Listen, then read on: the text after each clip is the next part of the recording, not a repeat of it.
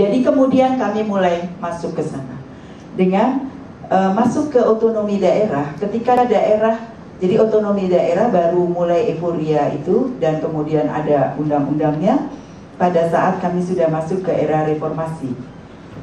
Tiap daerah, tiap bupati, tidak hanya di tingkat, justru tidak di tingkat provinsi, tapi di tingkat kabupaten, mencoba mencari ikon, mencoba mencari kekhasan dari daerah-daerah itu apa. Dan juga ada undang-undang yang mengharuskan bahwa kesenian yang ada di daerahnya itu harus dijaga. Nah, otonomi daerah ini merupakan peluang yang sangat baik untuk asosiasi masuk. Karena itu kami mulai masuk, dan ternyata kami punya pesanan sampai sekarang, sampai tahun 2016. Kami punya pesanan menangani berbagai daerah. Tahun ini yang lalu, waktu Prof. Harun datang, kami baru selesai menangani Celebrating Diversity.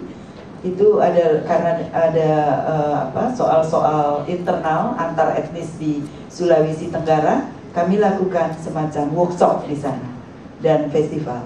Kemudian tahun depan kami lakukan revitalisasi budaya Melayu yang ketiga.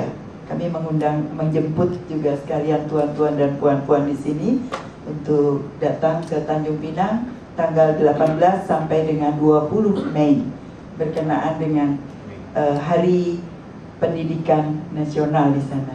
Ini terbuka karena seminar ini bersifat internasional dan festival. Kami pun menjemput Makyong atau Zikir Barat, karena di sana juga ada zikir dari penyengat. Jadi kita bisa berpentas bersama di panggung Melayu. Nah, ini yang bisa dilakukan. Kemudian tahun depan kami juga punya undangan untuk daerah lain sampai 2016 di Jogja, di Manado, di mana. Sehingga ternyata dengan otonomi daerah kami bisa masuk, karena bupati kemudian para bupati, para wali kota menyadari bahwa melalui tradisi lisan kami selalu melakukan paket dua, seminar, workshop, dan festival. Jadi festival tidak terlepaslah dengan seminar, jadi dibicarakan, itu jadi satu paket. Itu ternyata mereka sangat tertarik untuk melakukan kegiatan tersebut secara internasional di daerah masing-masing. Sehingga yang tadinya kami selalu harus berpikir, mulanya dana dari luar, jadi kami selalu katakan asosiasi ini besar dengan susu luar negeri. Jadi bukan dengan susu dalam negeri. Tapi sekarang setelah 5 tahun terakhir ini, 6 tahun terakhir ini, dalam negeri sendiri yang justru membiayai seminar dan festival ini, yang dananya luar biasa sebetulnya, jauh lebih banyak yang diperlukan. Karena memang kalau untuk festival, jadi biasa jemputan dari mana-mana datang dengan biaya sendiri, tetapi di sana kan akomodasi kami sediakan. Bahwa mengapa masuk ke bidang pendidikan ada dua hal. Yang pertama, sumber-sumber pengetahuan yang berdasar dari yang tertulis ternyata tidak menjawab persoalan-persoalan yang ada saat ini, sehingga dirasakan perlu untuk membuat dari sumber-sumber lisan. Nah, itulah untuk masuk ke muatan lokal dan masuk juga ke sekarang yaitu yang disebut kajian tradisi lisan, yaitu memberikan beasiswa untuk S2 dan S3 para dosen, untuk para dosen. Sayangnya ini masih berlaku untuk Indonesia. Kami sedang berjuang, mudah-mudahan, sebab Cina juga minta pada waktu itu untuk bisa diberikan beasiswa belajar. Nah, ini belum, karena kebetulan kami sedang reshuffle kabinet, jadi ini keputusan yang lama, jadi belum tahu lagi kabarnya bagaimana pengembangannya. Tapi program ini akan berjalan sampai tahun 2014, tambah 3 tahun ke depan.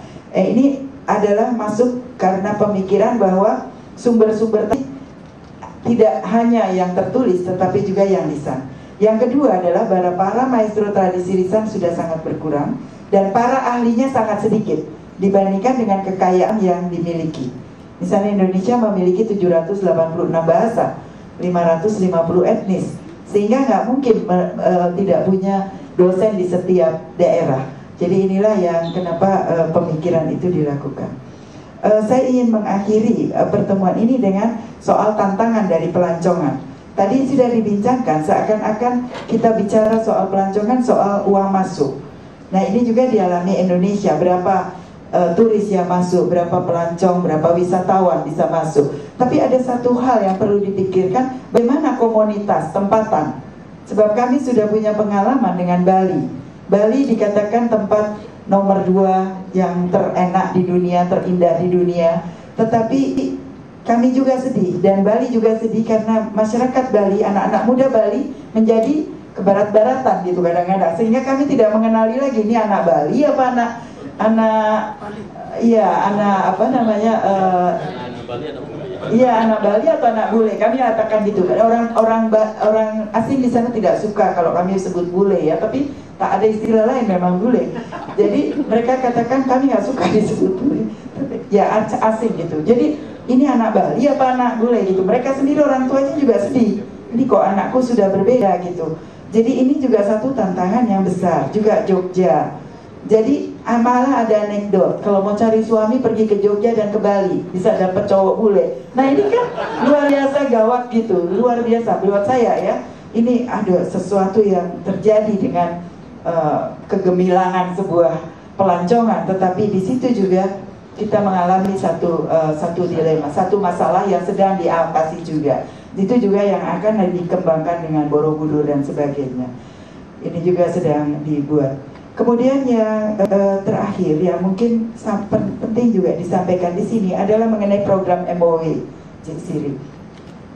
Senang sekali bila dengan dalam peristiwa ini Cik Siri juga dapat menyampaikan bahwa kami tak diam dirilah untuk Tufat An-Nafis.